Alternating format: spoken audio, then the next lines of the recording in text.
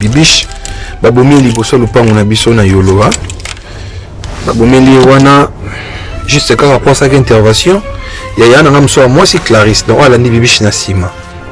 et compréhension ya Clarisse ezali entre Clarisse na moi si ya soda wana za soki major soki capitaine na zone kombo na epena bien te. Justice doit faire son travail. Mokonza mboka lobaki état de droit. Major wana faut pas poursuivre yé faut qu'il ne ressemble. Justice doit faire son travail. Il est au début ça va pour faire boyote. Toza ba ungu na binote ba soda.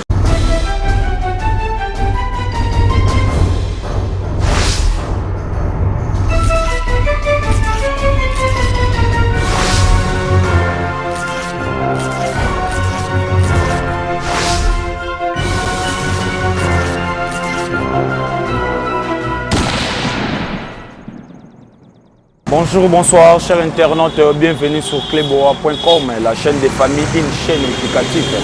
C'est bellement votre humble serviteur, Bo Lubanga Gakson capable de mon agitambo ya tongo. Lelo, ezali sango ya mawa. Sango ya mawa, ezali nini? Ndeko moko ya mwasi, na commune ya Kalamu, précisément dans le quartier Yolo. Azwaki mo problème na ndeko moko ya mwasi, basalaki mo échange de paroles. Muto asalaki un échange de paroles. Wana msusa mwasi wana zalaki mwasi soit des ans soki ya major soit des ans zalaki mwasi ya major ake kofunda ye pa major wana ye na katikati ya butu aye kotokele ndeko msusu basonaki ba o basalaki un échange de paroles baye oto na katikati ya butu vers 2h du matin baye wana non bakanga ye bakende na ye bandeko pe ndeko wana o basalaki un échange de paroles baboyi ordine okena mutu r oyo pona nini. Moi des ordres de pesami wana bata quartier babimi bandeko belé babimi major wana kolo mwasi o basala que change de parole na fi o ba iko zoye na butu major wana yaki na ba policier na ye ayaki na ba soldat na ye babeti masasi et yo kozwa ndeko wana basala que change de parole la combo ya Bibiche na koloba mingi te boyoka famille ya ndeko ya Bibiche ndenge ba dénoncer tout. Steve soko za même moral nanga telanga bandeko wana ndenge balobi. Moi c'est Stone Aquarius babenga nga pe susu gege wana kombo na koli nango kuna na yolo naza petit frère propre ya Bibiche donc Bibiche aya na biso liboso nani juste kana sa mo éclaircissement pour na makambo ya liwa na Bibiche babomi liboso lupango na biso na yolo ha babomeli wana juste quand rapport à intervention ya yana ngam so moi c'est Clarisse donc ala ni Bibiche na sima et compréhension ya Clarisse ezali entre Clarisse na moi si ya soda wana za soki major soki capitaine na zone kombo na epena bien te donc le kola moi si ya ye major wana mutuka ndenge za la kazo le kananzela a chrétien Clarisse a déclaré que chrétien na qui passe tout ça des alaka bando swana babando swana et na minute wana ye mobali ya mwasi wana major wana zaki te babengi ba policier ya société ya ezo intervention ya makama ba civil on sait pas ba policier baye ba voisin pe ba bimi ba vieux Roger ba bimi tout ça ba pesi ba calmer ba pesi ba conseil ba calmer situation ba policier ezo ba kena bango likampe sili donc major aye ndeko ko benga lisusu ba soda na ye oya organiser ki ba utaki soko auditorat militaire ba koti na commune na Kalamu sans même permission de ba otokele lisusu ba ndeko na porte na katreta butu grand frère na chikwa zoki ba mbata donc menace ki mabe nde ba bimisi Clarisse ba kena ye kaka classe avec na sena okendete ero beaucoup kena ngepa été pour ça butu makasi komi enlèvement non to kena Clarisse a mis vendisi na sena okendete apiclé Bibiche a eu aussi l'intervention pour la petite sœur na ba botole téléphone Bibiche a eu aussi l'intervention pour la petite sœur na nde ba botole téléphone bon je téléphone n'a pourquoi n'a même pas de problème non turbo mao ba beti na ba masasi likolo tout ça Bibiche a insisté te na besoin téléphone na nde ba beti e babal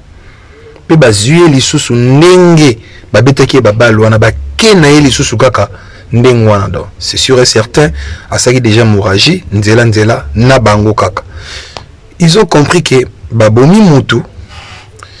et major wana a alerté famille na butu akimisi bango donc ba déménager à butu ba toza rolala siko famille ba yeba kiti bon ba landa pe wana zaite pona couvre-feu to ba mi tongo nde grand nanga ake siko ko lukat ake na mabanga atuna est-ce que bibi chaza po bakanga ngelobi na butu azate et tie kozwa piste ke ba maki na hôpital ya Kankokolo et tonga. Je disais aux pistes que le mec est en hôpital, il y a qu'un kokolo. Étant à Komikuna, malheureusement, Azaki déjà au Koufa. Donc c'est un peu ça. Bah acte à Boisa, bah acte moko, il y a retoléré tes faux dénonçants pour Tozangi cancer. Et voilà, beaucoup de ni famille, ni lobby. En tout cas, justice doit faire son travail. Mokonzi Yamboka lobaki état des droits. Et ça c'est que soko za soda, okoma kobo marabo non. Ndeko ya mwasi na kombo ya bibiche akufika kaboy